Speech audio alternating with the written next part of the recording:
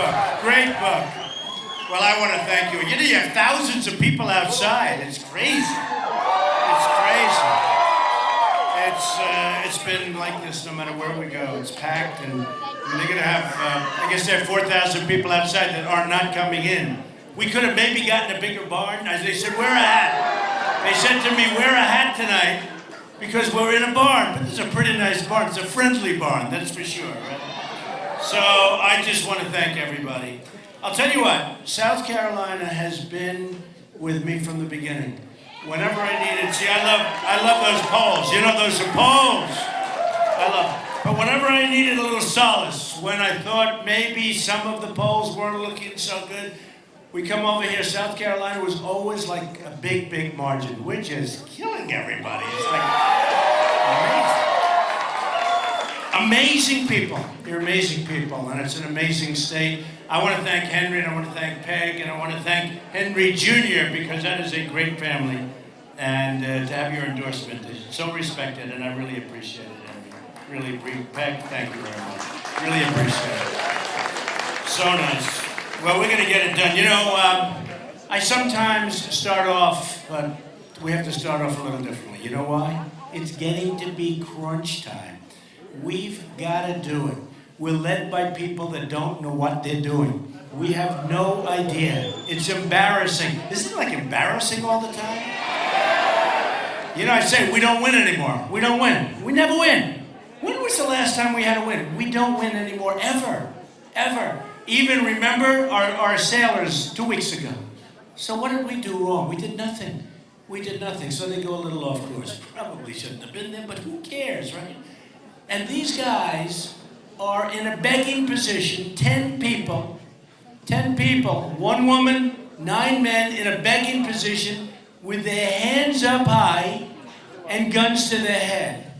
And we made a deal with these people. We made a deal. We made a deal where we're giving them $150 billion. Now think about it. You know, the hardest part about taking over that deal, because they got to take over deals. I love to take over bad deals. You buy bad deals, you buy them cheap. Some of the guys, we really do. We have some great business people in this audience. I know about 4 of them. They're killers, okay? I know them. They don't look like much. You know, they come into the T-shirt. I know one of them is a total killer. I said, you look like hell, but the mind is still good. It's one of those. But we have great business people here. And when you look at the kind of deals that we make in the United States, it's like, what are we doing? What are we doing? And we can't keep doing it.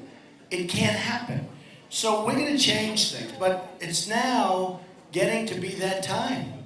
Very soon you're going to get the chance to vote. And, you know, the polls, thank you, darling. I appreciate it. Where is she? She's one stuck in the corner back there. It's an amazing thing. No, it's amazing. You know, in Dallas, we had 20,000, 21,000 people. In Mobile, Alabama, we had 35,000 people. Every place we go. Every place we go. I would have loved it. It's so nice outside. Let's just go outside and do this, right? I don't know. My only problem is these guys, the Secret Service guys, might not love it. I don't know. I love it. I love it. But we're going to do things. And the key is we have to mobilize. We have to get out and vote. And every poll shows us so good. Every poll says it's going to happen. And I'll tell you what, once we get there, we're going to beat Hillary. Hillary's not going to be hard to beat. She's not going to be hard to beat. I mean, I assume it's Hillary. I assume. Because I don't know. Is she going to be in the clinker? Is she going to be... I don't know. I mean, General Petraeus, they ruined his life. They ruined his life over like 2% of what she did. General Petraeus, so many others. And it looks like, boy, she's being so nice to Obama. I mean, so nice. He's great. He's one. I wonder what. Can anyone figure that out? It's something that's going to happen. But we're going to be, you know, in the polls, the most recent polls, we beat Hillary every time and beat her pretty easily. Are they okay? Oh, somebody went down. Okay, you just help her out. Good. Oh, I love you. We love her. Look at that. Thank you, honey. We love you. Do we love our people? We love our people. There's a woman. She waited 8 hours to be in the front row, and she faints. We got to bring her back, right? Maybe she fainted at how good looking I am. I don't know. Who the hell knows, right? But she's okay. She's okay, right? Okay, good. She's not okay, I'm not going to be too happy. So, we got to get out, we got to vote, and here's what we're going to do.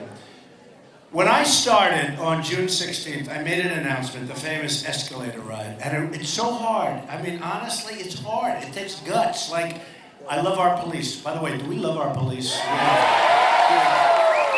They're all over. They're the greatest people.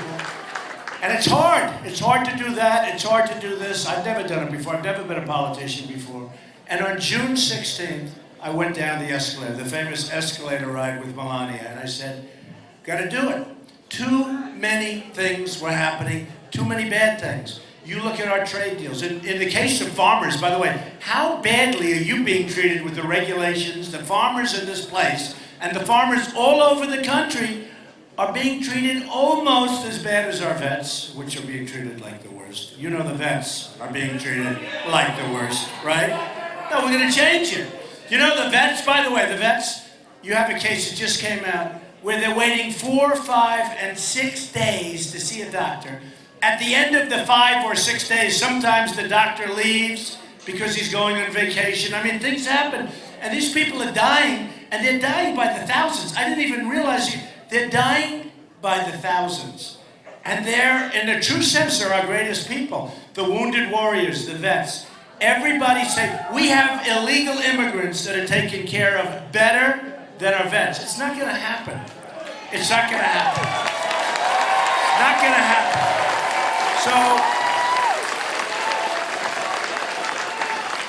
So I made the journey down the stairs and down the escalator, and it looked like they were having the Academy Awards in Trump Tower. I've never seen so many cameras. But look over here. Look back there. Look at that. That's a lot of cameras, right?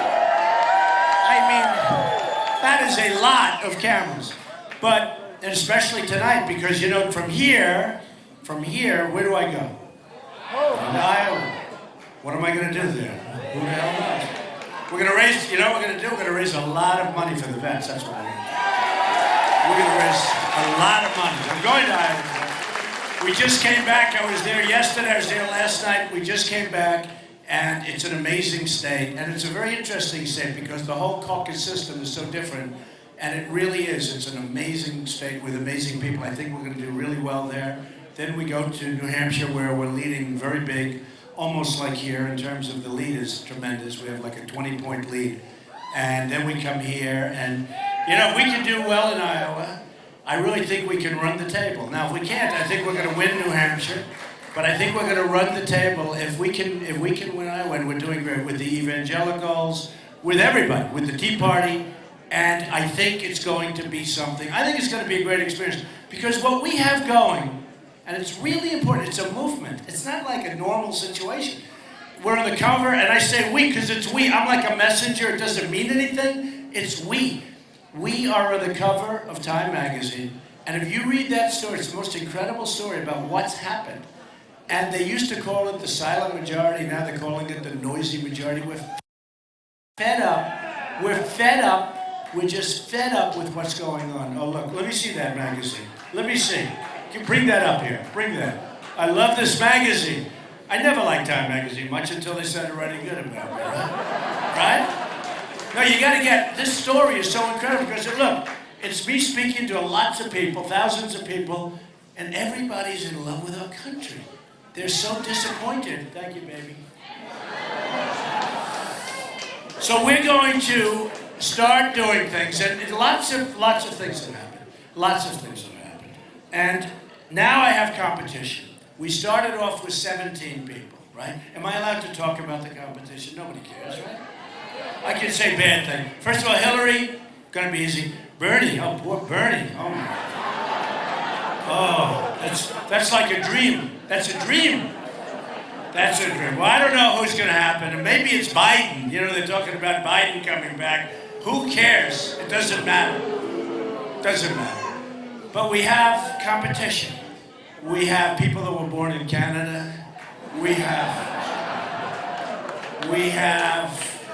Guys like Rand Paul, he's a United States Senator, he can't even get on the stage. He goes, I should be on the stage, I should be. We have all these people, Jeb, who spent over think of it, over $100 million, and he's nowhere. He's nowhere. And he spent a lot on me. The only reason I mention his name, it's so much, tens of millions of dollars. Every time I turn, there's an ad about me. And then I go up in the poll. There's something wrong with these ads, because I keep going up in the poll. No, he spends, think of it. He spends $100 million. He's got $128 million that he raised. You know who's putting it up? Donors, lobbyists, special interests. And they go to Jeb, and they go to Hillary, and they go to all of them. They go to Ted Cruz. He's got a lot of oil money put up.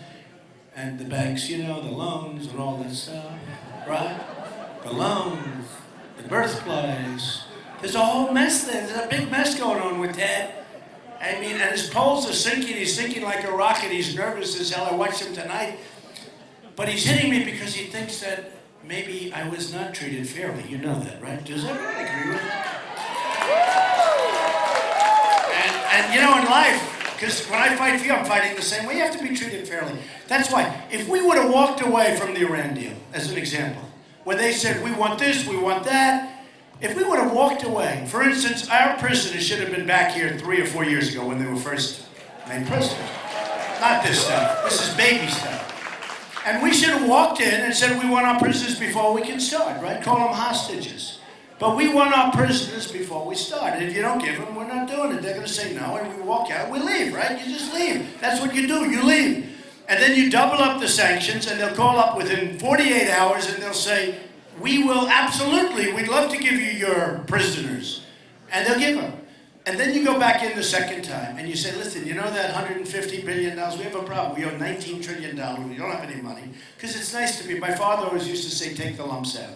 Rather than saying, no, you can't have it. You know, a stupid person goes, no, you cannot have it. You don't have to. You don't have to. Just say, hey, we don't have any money. It's no good. We have no money. We can't give you $150 billion. Can you believe $150 billion? Do you see where they're spending all the money? In Europe. They're spending it. They're giving it to Russia, but they're going all over Europe. They ordered 114 planes, Airbus planes, made in Europe. Not Boeings. Not Boeings. And did you see Kerry the other night? Our great secretary, right? Secretary of State. He said, no. Well, we would expect some money to be spent, some of the money to be spent on terror. Everyone said, what? Did he just say? In other words, they expect it. We haven't seen it yet, but it'll happen probably. Can you believe this? Here we are. We gave him $150 billion. Did anybody see that? Where he was talking about the money. They expect some of that money will go to terror. And I said to myself, what are we doing? Why are we doing it? And what the hell are we doing?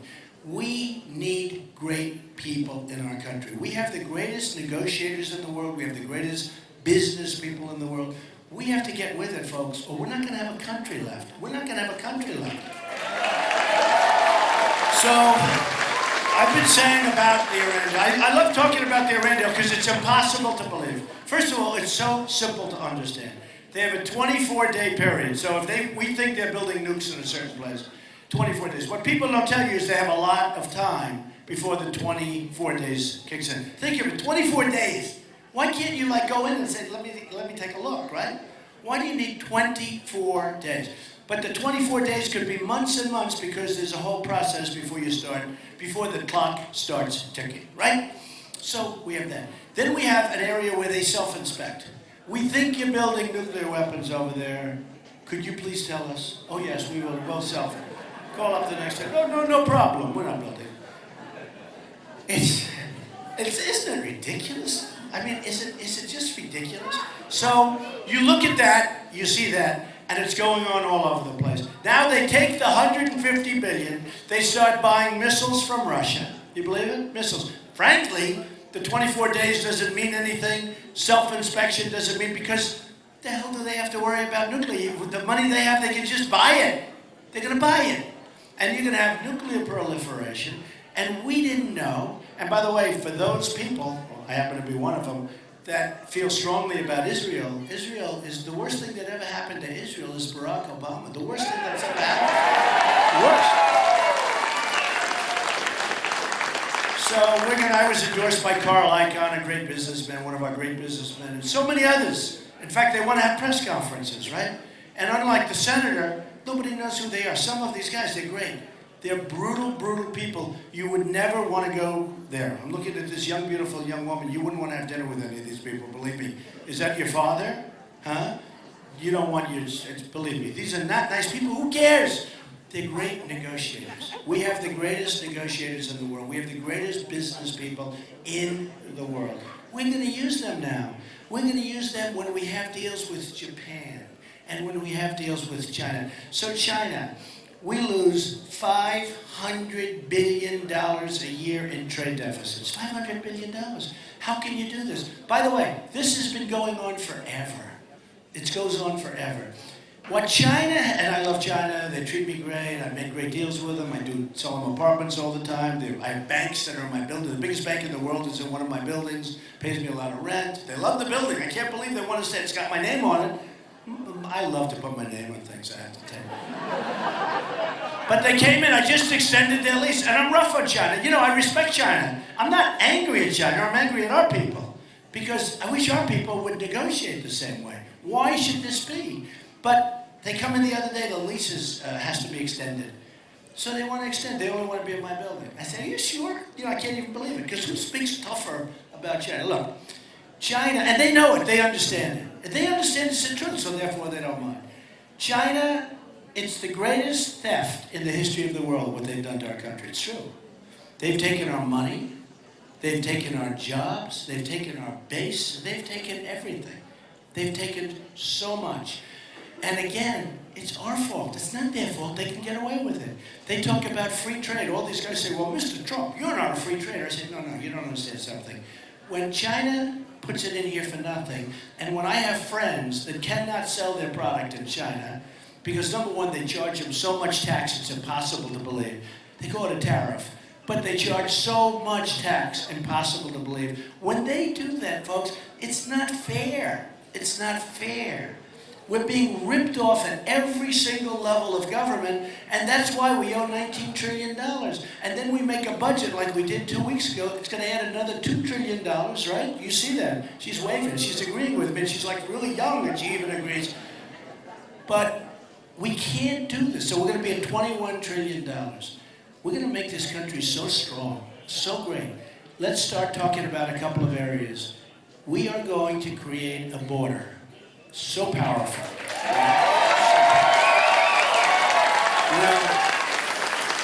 You know, when I started this journey, it's a journey. It's actually a journey. But when I started this journey, I talked about we're going to build the wall. Who's going to pay for the wall? Tell me. 100%. All right, we'll talk about that. But when I started, you know, I gave a speech and I talked about illegal immigration. It was like the world fell in. Nobody was talking about illegal immigration. And then 2 or 3 weeks later, everybody came back. Everybody was sort of coming toward me. They were saying, you know, maybe he's right. Then you had the killing of Kate in San Francisco by an illegal immigrant who came in 5 times, shot her in the back. Beautiful Kate, great Kate. And Jamil in Los Angeles, and so many others. The female, the woman, the person, this wonderful woman, she was a veteran. Raped, sodomized, and killed in Los Angeles about 3 months ago by an illegal immigrant. And shouldn't have been here. Should have never been allowed to be here. So what we're going to do is we're going to have tremendous borders. And we're going to build a wall. It's going to be a real wall. It's going to be a beautiful wall. It's going to be big, strong. Nobody's coming through the wall. The only way they're coming through is if they come through legally. Okay? It's the only way. It's the only way. Or we're just not going to have a country. We're just not going to have a country. So I gave the speech, and I talked about illegal immigration, I talked about Mexico, I talked about a lot of things that turned out to be all true. And all of a sudden, everyone was saying, oh, this is brutal. He's gonna fade very fast. Well, you know, up. Remember when the numbers started coming in? I started at 3. I wasn't too happy. I started at 3. Then went to 6, then went to 12, then it started just like, it was like a rocket ship. Yesterday we had a poll, 42, can you imagine? 42. Actually, I hate to say, there's one state that is beating you, Florida. 48 in Florida. 48 to 11 to 12 and to 9. I mean, we're at 48 in Florida, which is a very, very important state for us. I mean, really, really important. So all of a sudden, though, these poll numbers start coming in. Then CNN, with all those cameras back there, CNN does a poll, and they say, who's best on ISIS? Trump. By a lot. I don't mean by like even 48. I mean like more. Who's best on security? Who's best on the economy? Trump. I will be the greatest jobs president that God ever created. I mean, it's true. We need jobs. No, I mean, when I look at some of these, thank you, darling. Oh, we're going to take care of women. Do we love women, right? See, here I can say, we respect women, we cherish women, we love women, and thank you, okay? Thank you. Thank you very much. I like this woman, she's fantastic. It's called Spirit. But we are going to take care of women. We are going, you know, when you look at women's health issues, I saw where Jeb Bush was asked about it, and he said, no, we don't want to put money into that. I want to put money into that. We're going to put, there's women's health issues that some people don't want to fund. You know that. And we're going to take care of everybody. We're going to take care of everybody. But I'm doing well with women for a lot of reasons, but one thing is they want security in the country. And everybody feels that I will give us the best security in the country, and I will. And we are going to build our military so big and so strong and so powerful, right? There's nobody is going to be taking advantage of us. And you know, it's funny. So with Iraq, everyone said, like, I remember when we had Hillary, she said, I don't like his tone. They're chopping off heads in the Middle East, and she's worried about my tone. I don't like his tone. It's not nice. Okay, it's not nice. And Jeb said the same thing, and they said it the same day. Jeb Bush didn't like my tone. Here's a guy wastes $100 million, right? And he doesn't like my tone. It's just crazy. By the way, speaking of Jeb, he's in favor of Common Core, which is the worst thing you can be. And he's very, very, very, think of this, weak on the border. Remember, people come in as an act of love. You can't have that. Whether he's a nice person or not, we don't need, do we care if a person's nice? Today, we don't need nice. We're tired of the nice ones, right? We've had plenty of nice. We've had plenty of nice, but I was thinking about it. So you have a guy like him who spent over $100 million on a failed campaign, right? Over $100 million. He's here, right? And his money is here. He spent this much.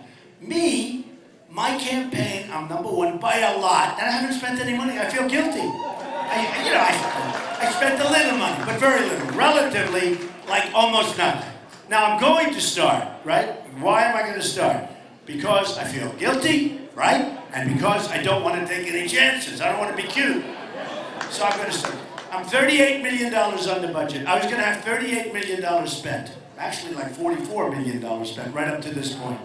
I spent like nothing. And it's almost like, how can you? So you go on television. Like tonight I did O'Reilly, Bill O'Reilly. Good guy, right? In fact, when you go home, you'll see the second Bill O'Reilly, the one that comes on, whatever the hell time, like at 11 o'clock. But he's a good guy. It was a tough interview, I have to tell you.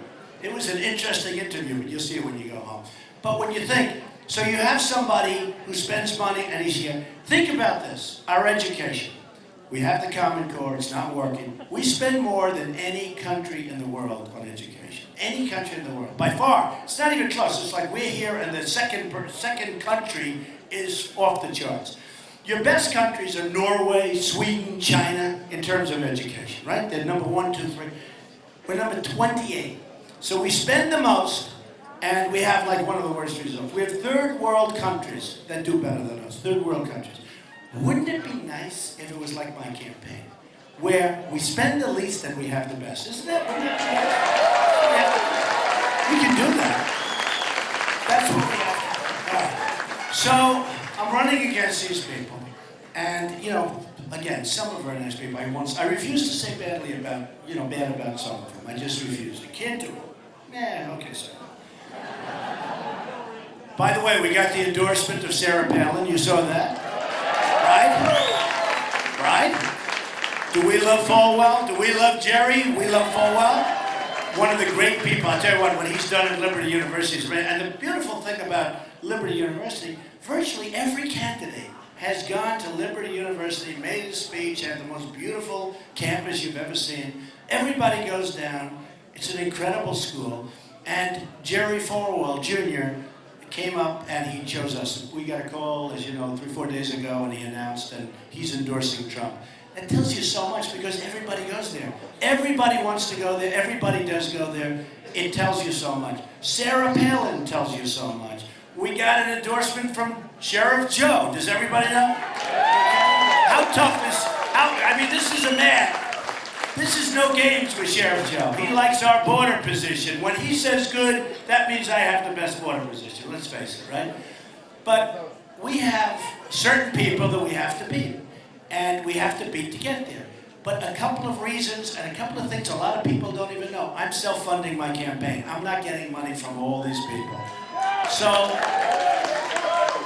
very importantly, I'm putting up, and you know what? I get offered millions and millions and millions of dollars. I feel so foolish not taking it. My whole life I've taken money, right? I've taken, I want.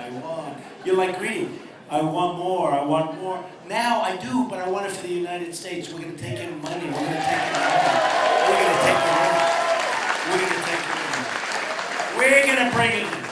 But I have these candidates, and they say all sorts of things, and a bunch of it. So some of it's right. I mean, frankly, some of it's right. One of them, Ted Cruz, is talking about eminent domain. Donald Trump is in favor of eminent domain. And Ted is a good debater, but he's not a good speaker. Do you know what I mean? When you talk to him, it's like you're in a debate. Hello, Donald, how are you? Whoa. No, he's a good debater. I like him. Although, who the hell won the last debate? Did Trump win? Actually, can you believe we've already had 6 debates? Can you believe how... When I did this, I never debated before. I create jobs, I do deals, I do buildings, I do stuff all over the world. I never debated. So I get on the stage like a number of months ago for the first debate. I had no idea. It worked out fine. I got a very unfair question from somebody, but we don't even talk about that. We don't talk about it. I refuse to talk about that. But every single poll, you know, they have dating, they have everything. They have polls for everything. But they have these debating polls. And every single, I think just about at least, I have to say just about, because if it's like 1 out of 60, I'll have a headline tomorrow, Donald Trump exaggerated. But virtually every single poll, Time Magazine, Drudge, who's a phenomenal guy, by the way, all of these different polls, Slate, they came out and Trump won the debates, every debate. I mean, every debate, right from the beginning, which was good.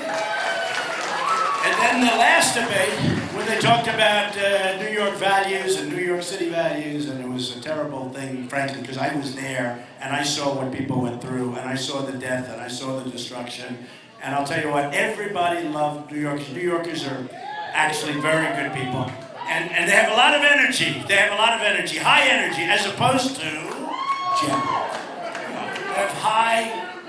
Thank you, man. They have high energy.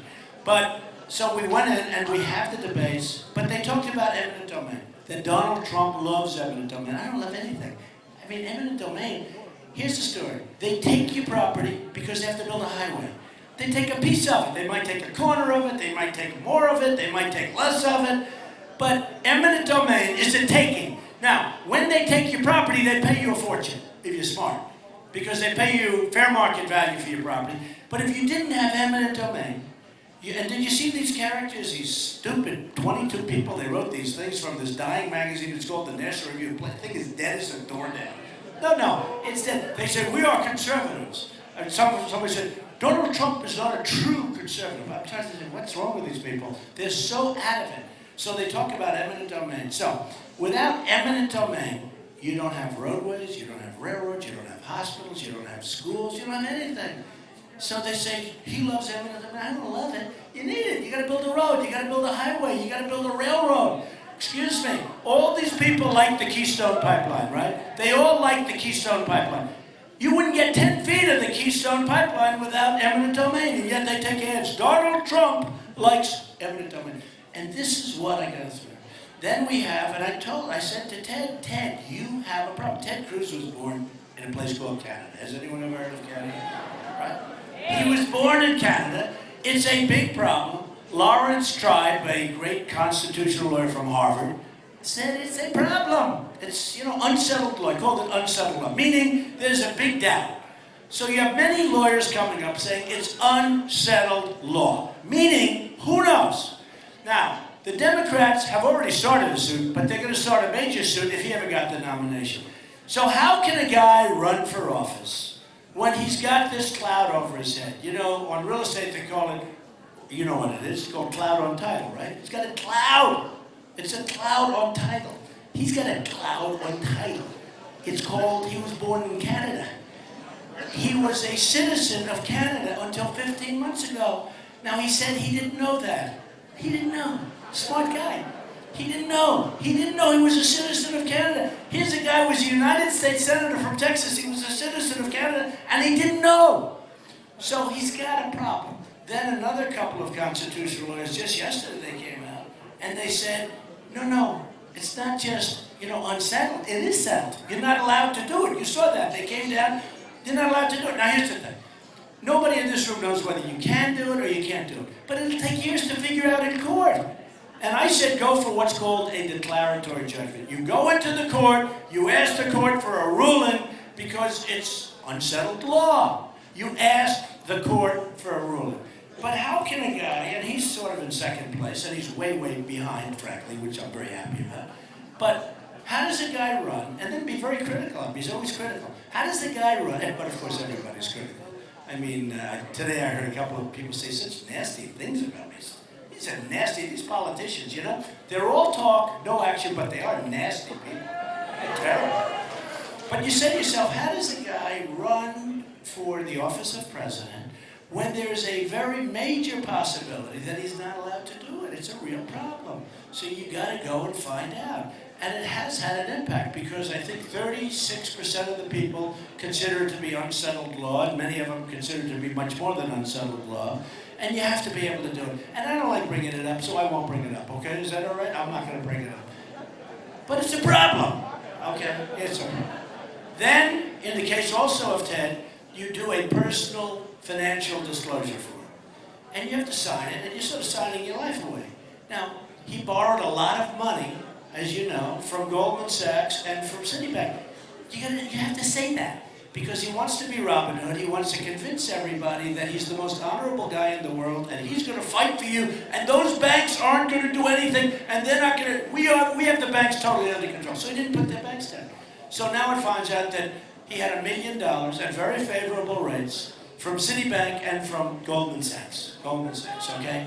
You got to have a problem there, folks. I mean, we have a problem. So the nice part about me is that I don't have any of that stuff. I don't have it. I'm putting up my own. I'm not into Goldman Sachs. I don't care about Goldman Sachs. I built a great company. Very important. When I ran, a lot of people said, oh, he'll never run, right? All these pundits, these geniuses, these people back there, morons. You're morons, okay? No, they're morons. The pundits. What is it? They are the worst. I think knowingly, too. I think they're probably not actually as dumb as we think. I think they knowingly just say the wrong thing. But you know what happens? Sort of interesting. They said, Donald Trump will never run. He'll never run. Don't worry about it. Well, then I ran. I announced. He said, oh, here now. So, like George Bush got the little spectacles, right? The little tiny. And he looks like a genius because of the spectacles. But if you took the spectacles off this guy, he'd look like a dummy. Okay, which is what he is. So anyway, Donald Trump will never run. Then I ran. Then he said, well, he'll never sign Form A.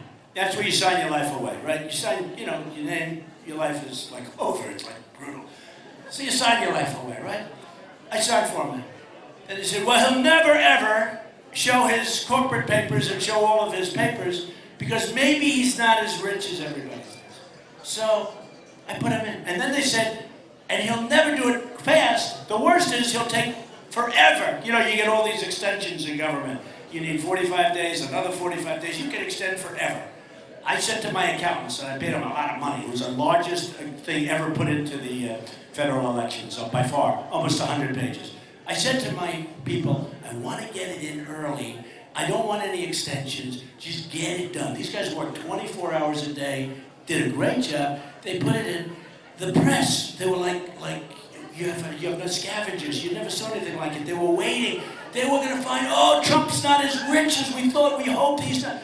And then they find out, wow, I built a great company. In fact, what they don't know is if I decide, because I was really undecided, even if I wasn't going to run, I was going to submit my financials, okay? Can you believe it? Because I wanted to brag about the company I built. I'm a private company. So I built a great company, and it's got some of the great assets in the world. You know, Miami Beach, Doral Country Club, and so many others. Turnberry, Scotland, who won the ocean, 800 acres of the ocean. And all of these companies, these are great, great buildings, they're great jobs, and I have many other businesses. In addition to writing The Art of the Deal, many books, in addition to The Apprentice, which is one of the most successful shows on television, and by the way, NBC wanted to renew, and I said, can't do it. I mean, I can't do it because you're not allowed to do that if you run for, you know, the whole thing. It's a little complicated. So we chose Arnold Schwarzenegger. How will Arnold do, by the way? How do you think? Who's going to be better, Arnold or Trump? Yeah, thanks. You got to be very quick to do that show. When you have Omarosa and these people, you got to be very quick. You cannot be slow moving. You got to move. Those lips have to move. The mouth has to move. The body has to move. So it'll be interesting to see. But I hope he does well because I have a big chunk of it. So we'll see. You remember Martha did it, right? Right? Remember that? Didn't work out so well. Fire Obama. President Obama. No, I want to save it. Let me save it for something. We'll all do it together. We have to save that for the big leagues, right? We have to save that. We're going to be together. We're going to have some of the 4,000 or 5,000 people outside. We got to get them together for that one. Don't we agree? I mean, these poor people, they're standing out there. They probably think they're getting in. They're not getting in. I'm going to be out of here. You're going to be out of here. They're going to be still standing. So anyway. So things are going to happen with our country. What did happen, though, I talk about the border, I talk about trade, I talk about China, I talk about Mexico, how Mexico is just killing us. And they're good people. I have thousands of Mexicans and Hispanics that work for me. I'm winning the polls with the Hispanics. In Nevada, they just had a Hispanic poll I'm winning, which I always said I would. I'm doing unbelievably with African American in the polls, with the African Americans. We had won 25%. Republicans get 7% and 6%. Somebody said if he actually got 25% of the African American vote, the election's over. It's over. So we're going to do that. We're going to do that. And you know why? Because I bring back jobs. We're going to bring jobs back from China. We're bringing jobs back from Japan. We're bringing them back from Mexico. We're not going to let things happen. Like, as an example, Pfizer is moving to Ireland, this big, massive drug company. Moving to Ireland because of taxes and other reasons. And they can't bring their money back, corporate inversions. So we're going to do so many things. You're going to be so happy. You're going to be so proud. So let me just leave it on this. Look, it is an unbelievable honor to have done what I've done. People are calling, even people that can't stand me, like some of them, but one in particular is a highly respected writer, said nobody's ever done what we've done.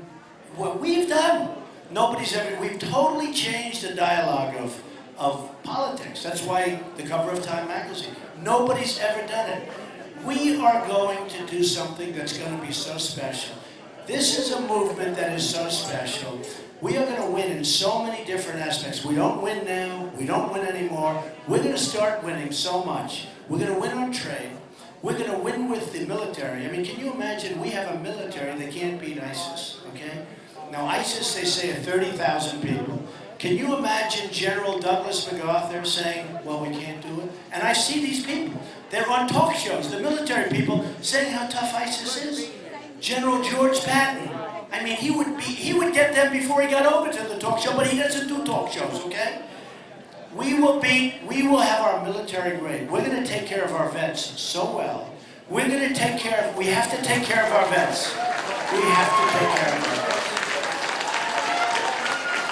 We're going to repeal and replace Obamacare, which is a total disaster. It's a disaster.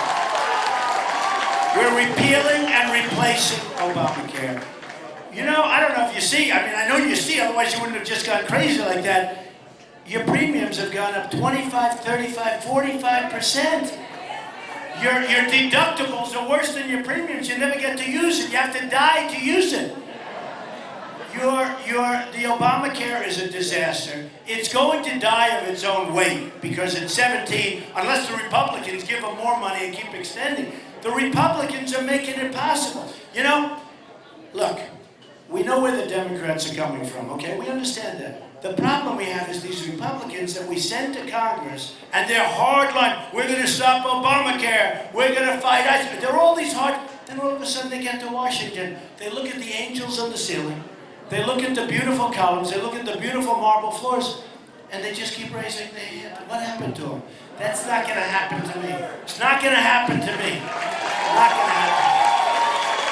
So I leave you with this. Very soon, it's going to be happening. You know, on February 1st, we start off. You know who we start with, right? Iowa. Unbelievable people, unbelievable place. I think we're going to do great there. We start with Iowa. We go over to New Hampshire, and then guess where we are? We're here. And for that period of a week and a half, I'm going to be here so much. You're going to be so sick of me. I'm going to be here. We don't want to take it. You're going to say, get the hell out of here, Trump. We can't stand it. But let me just tell you something. We're going to win, and then we're going to beat Hillary or whoever the hell they put in front of us. We're going to beat her. Because nobody's got this going. And folks, I started off by saying we don't win anymore. We are going to start winning. We're going to win with the military, right? We're going to win at the borders. We're going to win with trade. We're going to win with health care, and Obamacare is going to be gone, but we're going to win with health care. We're going to win so much. You're going to be so proud of your president. You're going to be so proud of your country. I love the people of South Carolina. From day one, I've loved them. We will be back a lot. Take care of yourselves. Make sure you vote. You've got to vote. We love you. We love you. Thank you. Make sure you vote.